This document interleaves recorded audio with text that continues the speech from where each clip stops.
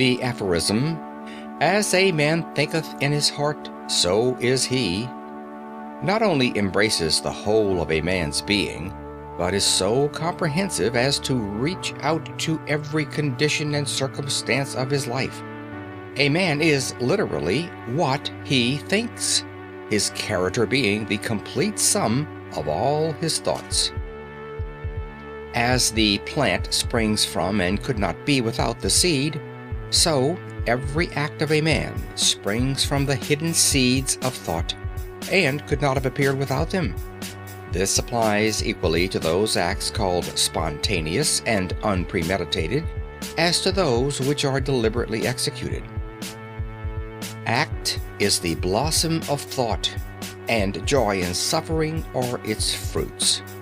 Thus does a man garner in the sweet and bitter fruitage of his own husbandry. Quote, "Thought in the mind has made us what we are. By thought was wrought and built. If a man's mind hath evil thoughts, pain comes on him as comes the wheel the ox behind. If one endure in purity of thought, joy follows him as his own shadow sure." Close quote. Man is a growth by law and not a creation by artifice, and cause and effect is as absolute and undeviating in the hidden realm of thought as in the world of visible and material things. A noble and godlike character is not a thing of favor or chance, but is the natural result of continued effort in right thinking, the effect of long-cherished association with godlike thoughts. An ignoble and bestial character, by the same process, is the result of the continued harboring of groveling thoughts. Man is made or unmade by himself. In the armory of thought, he forges the weapons by which he destroys himself. He also fashions the tools with which he builds for himself heavenly mansions of joy and strength and peace. By the right choice and true application of thought, man ascends to the divine perfection. By the abuse and wrong application of thought, he descends below the level of the beast. Between these two extremes are all the grades of character, and man is their maker and master.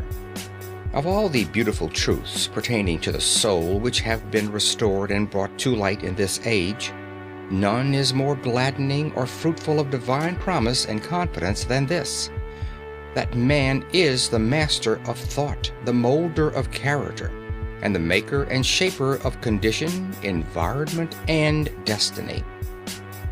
As a being of power, intelligence, and love, and the lord of his own thoughts, man holds the key to every situation, and contains within himself that transforming and regenerative agency by which he may make himself what he wills. Man is always the master, even in his weaker and most abandoned state.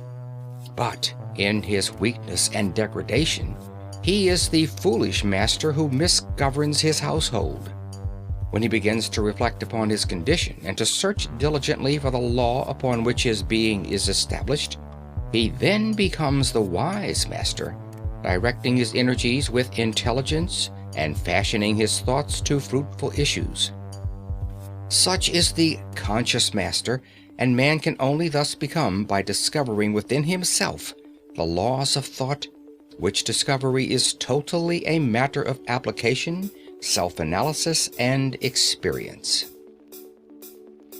Only by much searching and mining are gold and diamonds obtained, and man can find every truth connected with his being if he will dig deep into the mine of his soul, and that he is the maker of his character, the molder of his life, and the builder of his destiny, he will unerringly prove if he will watch, control, and alter his thoughts, tracing their effects upon himself, upon others, and upon his life and circumstances, linking cause and effect by patient practice and investigation, and utilizing his every experience, even to the most trivial everyday occurrence, as a means of obtaining that knowledge of himself which is understanding, wisdom, power. In this direction, as in no other, is the law absolute, that he that seeketh findeth, and to him that knocketh it shall be opened. For only by patience, practice, and ceaseless importunity can a man enter the door of the temple of knowledge.